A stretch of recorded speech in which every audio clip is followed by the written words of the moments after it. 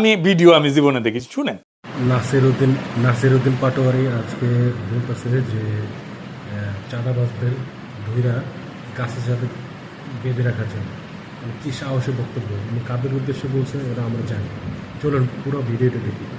আমাদের দিল্লি দরকার নাই, আমাদের ঢাকা আছে, যেই ঢাকাকে শক্তিশালী করে একটা সময় ভারতবর্ষে নতুন কিছু সূচিত হয়েছিল, এটা আমাদের ভুলে গেলে চলবে না।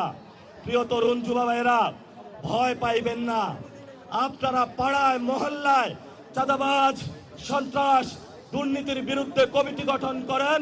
কমিটি গঠন করে যারা যারা চাঁদাবাজ, দুর্নীতি, সন্ত্রাসী করে তাদেরকে রাস্তায় গাছের সাথে, পিলারের সাথে, স্কুলের দেওয়ালের বিভিন্ন খুঁটির সাথে তাদেরকে আপনারা সবাই বেঁধে রাখবেন।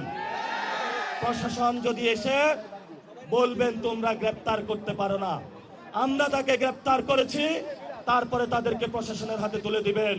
আমাদের দিল্লি দরকার নাই।